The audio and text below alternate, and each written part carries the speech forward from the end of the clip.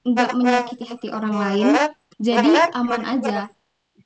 Tapi di Yosua pasal yang ketujuh ini, kita diberitahu bahwa pemikiran-pemikiran yang tadi itu merupakan pemikiran yang salah.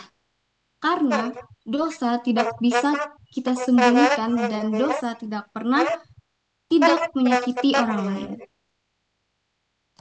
Oke, di Yosua pasal yang ke-6 kita sudah diberitahukan atau kita sudah belajar tentang runtuhnya tembok Yeriko. Kemudian Tuhan memberikan perintah kepada bangsa Israel untuk tidak mengambil barang-barang yang ada di kota. Dan barang-barang yang ada di dalamnya harus dimusnahkan dan dibakar. Tapi ada satu orang bangsa Israel yang tidak menuruti perintah tersebut, yaitu Aknan bin Karmi bin Zabdi bin Zerah dari suku Yehuda. Mungkin dia merasa sayang ketika dia melihat barang-barang itu harus dibuang. Jadi ketika ia melihat barang tersebut, mulai timbul rasa ingin memiliki barang tersebut. Kemudian ia mulai mengambil barang tersebut dan menyembunyikan barang-barang tersebut. Tanpa ia sadari, atau mungkin tanpa ia sadari, ia sudah melakukan pola dosa. Sama seperti yang dilakukan oleh Adam dan Hawa. Ketika Hawa melihat apel yang sudah dikecualikan oleh Tuhan, lalu ia berbincang-bincang dengan ular, kemudian ia mulai mengingini apel tersebut, lalu dia makan dan dia sembunyikan kesalahannya dari Tuhan. Karena dia sadar kalau dia telah melakukan kesalahan. Dan itulah kenapa ada dua hal yang perlu kita ketahui. Pertama, tidak ada dosa yang dapat disembunyikan rapat-rapat selamanya. Sama seperti akan. Dosa akan terbongkar oleh Tuhan di saat Tuhan berkata kepada Yosua mengenai alasan mengapa bangsa Israel kalah melawan kota Ai, yang judulnya kota Ai ini merupakan kota yang sangat kecil. Tuhan mengatakan kalau misalnya kekalahan tersebut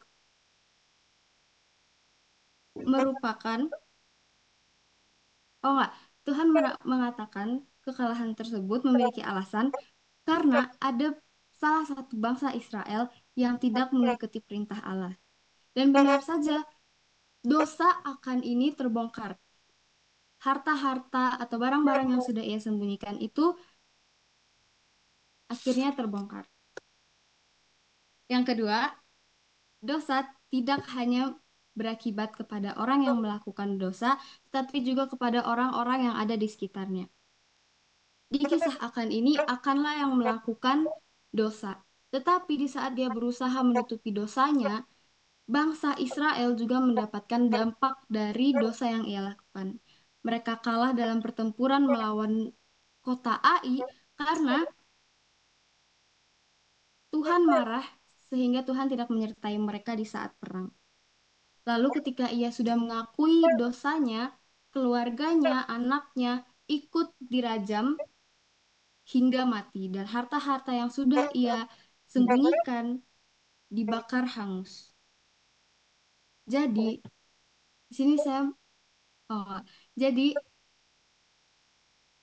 saudara-saudara, sebelum kita melakukan dosa, mari sama-sama kita pikirkan baik-baik apakah hal tersebut layak untuk dilakukan atau tidak. Jangan sampai dosa yang kita lakukan itu membawa keterbiasaan dan membuat kita merasa bahwa dosa itu merupakan hal yang wajar. Dan jika kita merasa kita sudah memiliki dosa-dosa yang sudah kita sembunyikan, yang sudah kita simpan, marilah kita datang kepada Tuhan dan kita akui semua dosa-dosa kita. Dan kita lakukan pertobatan yang sejati. Sebab saat akan berusaha menyembunyikan dosa-dosanya, ia telah melihat bagaimana kekecewaan tentara Israel saat kalah. Ia telah melihat Yosua dan tua-tua Israel bersujud di atas bumi karena kesedihan atas kekalahan mereka. Ia tetap menutup mulutnya untuk mengakui dosa-dosanya. Padahal andai kata dia mengakui dosanya atau perbuatannya pada saat itu, ia akan dapat memberikan bukti adanya pertobatan yang sejati.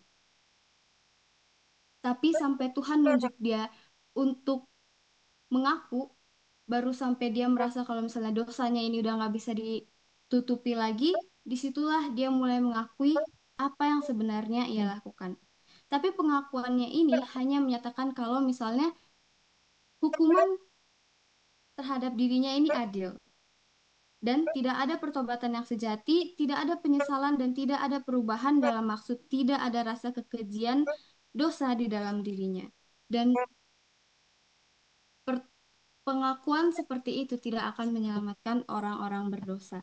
Jadi, sebelum kita menghadapi penghakiman di kedatangan Yesus yang kedua kali, jika kita merasa kita memiliki dosa-dosa yang kita sembunyikan, marilah kita datang kepada Tuhan Yesus dan kita mengakui dosa-dosa kita. Mungkin sekian